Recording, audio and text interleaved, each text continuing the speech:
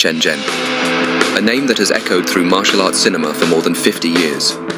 And while Chen Zhen himself was never real, he was born from a very real history. The story begins with Huo Yuanjia, a legendary martial artist in early 20th century Shanghai. Huo Yuanjia was famous for defeating foreign fighters at a time when China was struggling against outside powers.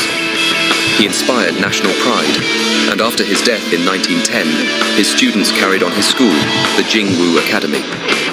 It was from this foundation that the character of Chen Zhen was created, imagined as Huo Yuanjia's most loyal student, returning to Shanghai to discover his master poisoned and his school dishonored. When Bruce Lee stepped into this role in 1972's Fist of Fury, he didn't just act. He transformed Chen Zhen into a symbol.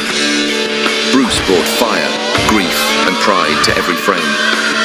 His Chen Zhen wasn't just mourning a teacher. He was carrying the weight of a nation's humiliation and the burning desire to fight back. One of the most unforgettable moments in cinema history comes when Chen Zhen walks into the Japanese dojo. Alone, surrounded, dozens of fighters waiting. The silence in the room is heavy until Bruce moves. Fast, precise, unstoppable. Punches snap like gunshots. Kicks land like thunder.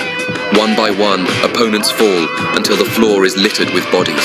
And then, in a moment that shook audiences worldwide, Bruce raises his weapon, the nunchaku, spinning, cracking, whipping through the air with deadly rhythm.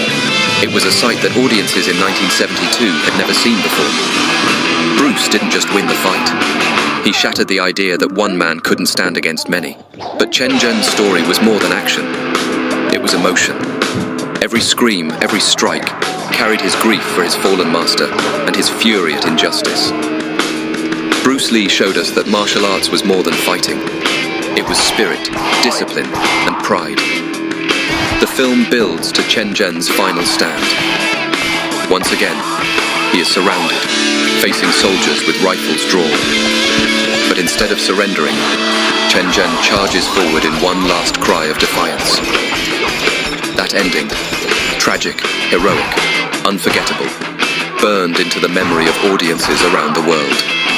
Bruce Lee turned a fictional student into a martyr, a warrior who would rather die on his feet than live on his knees.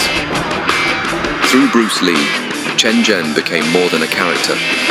He became a myth, a voice for resistance, a symbol of courage. And that is why, decades later, Chen Zhen continues to live on, remade in films and television, but never as powerful as the one brought to life by Bruce Lee. Because only Bruce could take a role and elevate it beyond cinema, into legend. And there you have it.